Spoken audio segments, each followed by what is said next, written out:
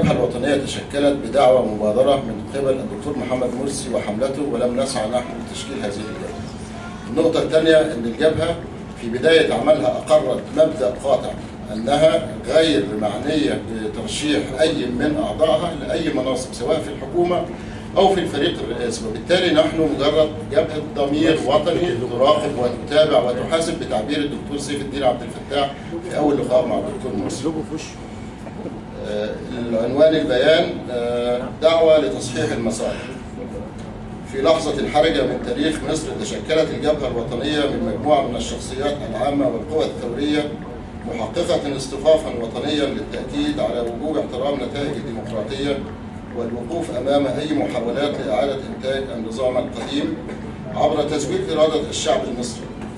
وقد التقت الجبهة مع الدكتور محمد مرسي رئيس الجمهورية قبل إعلان نتيجة الانتخابات بأيام قليلة، بناء على دعوة منه أبلغنا بها الفريق العامل معه للاتفاق على شراكة وطنية للتأكيد على أن مصلحة الوطن فوق أي مصلحة شخصية أو حزبية ضيقة، وأن المرحلة القادمة تتطلب الشفافية وتوحيد الصف ونبذ الفرقة.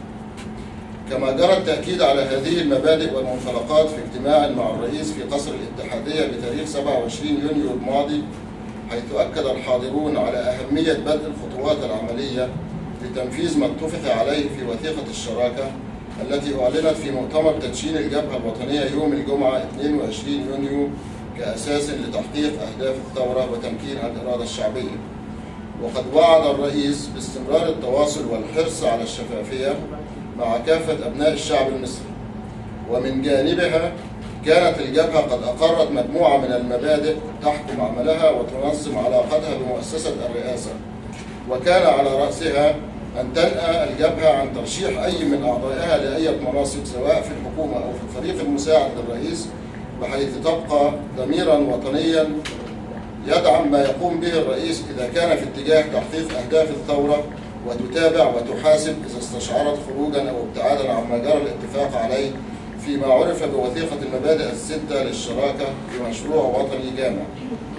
وبعد مرور 30 يوما على تولي الدكتور مرسي مسؤوليته الرئاسية كأول رئيس مدني منتخب، فإن الجبهة الوطنية قد لاحظت غيابا للشفافية والوضوح مع الشعب المصري فيما يتعلق بالقرارات الحيوية التي تصدر من مؤسسة الرئاسة، وهو ما نتج على إثره ضبابية في المشهد السياسي وفتح المجال لانتشار الشائعات. وتعبر الجبهة عن قلقها من الوقت المستغرق لتشكيل الحكومة الجديدة والمنهجية التي يتم على أساسها اختيار أعضائها، والتي تخالف ما تم الاتفاق عليه مسبقا من تشكيل الحكومة من شخصيات تعبر عن القدرة والكفاءة المهنية المشهودة من ناحية، وأن تعكس من ناحية أخرى التعددية السياسية الوطنية. وكذلك تعبر عن قلقها من عدم بذل الجهد الكافي للعمل على تحقيق التوازن في الجمعية التأسيسية للدستور، بما يضمن كتابة دستور لكل المصريين يحقق الحرية والعدالة الاجتماعية والكرامة الإنسانية.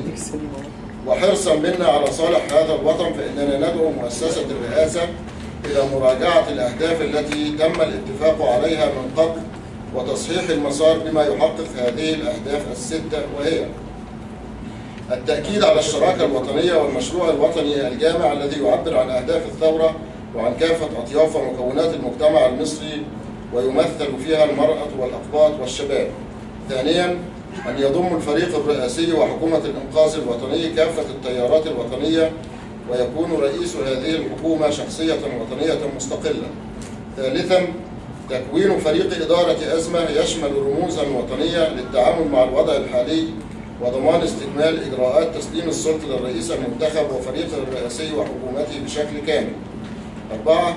رفض الإعلان الدستوري المكمل والذي يؤسس لدولة عسكرية ويسلب الرئيس صلاحياته ويستحوذ على السلطة التشريعية، ورفض القرار الذي اتخذه المجلس العسكري بحل البرلمان الممثل للإرادة الشعبية، وكذلك رفض قرار تشكيل مجلس الدفاع الوطني. 5. السعي لتحقيق التوازن في تشكيل الجمعية التأسيسية بما يضمن صياغة مشروع دستور لكل المصريين. 6. وأخيرا الشفافية والوضوح مع الشعب في كل ما يستجد من متغيرات تشهدها الساحة السياسية. وفي ضوء هذه البنود الستة وما تم من إجراءات خاصة بتشكيل الحكومة، تضع الجبهة النقاط والمطالب التالية أمام السيد رئيس الجمهورية. 1. العمل من أجل تحويل هدف الشراكة الوطنية حقيقة مؤكدة من خلال تجديد الالتزام بحماية الثورة وأهدافها والتصدي للثورة المضادة وكل محاولاتها للالتفاف على الثورة سعيا لإسقاطها. 2. التصدي لحالة ازدواجية السلطة واستمرار الدور السيادي للمجلس العسكري من خلال السعي لإسقاط الإعلان الدستوري المكمل والدفع باتجاه إصدار إعلان دستوري بديل ينهي هذه الازدواجية الخطيرة في القرار السياسي الوطني. 3. الجبهة تتحفظ على منهجية تشكيل الحكومة الجديدة التي تجاوزت كل ما اتفق عليه بخصوص آلية تشكيل هذه الحكومة من خلال حوار وطني موسع يستوعب كل الطاقات الوطنية الداعمة للثورة، والالتزام بأن يكون رئيس الحكومة شخصية وطنية مستقلة مشهودا لها بدورها الوطني وقادرة على تحقيق الوفاق الوطني، وأن يكون تشكيل الحكومة من شخصيات تعبر عن القدرة والكفاءة المهنية المشهودة من ناحية وأن تعكس من ناحية أخرى التعددية السياسية الوطنية. 4. الدفع باتجاه تكوين الفريق الرئاسي من قيادات وطنية تعبر عن المعنى الحقيقي للشراكة الوطنية وتحقيق اختصاصات واضحة ومؤكدة لكل من نواب الرئيس. 5. الإسراع بمراجعة تشكيل الجمعية التأسيسية للدستور حتى تصبح متوازنة في تكوينها ومعبرة عن كل القوى الوطنية والتصدي لأي محاولات لإلغائها. 6. أهمية تشكيل مجموعة إدارة الأزمات كما اتفق عليه سابقا من شخصيات وطنية تكون مهمتها المشاركة في صنع القرار الوطني بالكفاءة والسرعة اللازمتين لدقة الأحداث الحالية، وذلك تفاديا لما يحدث من ارتباك في الإدارة السياسية وعجز في مواجهة الأزمات. شكرا جزيلا. انتهى البيان.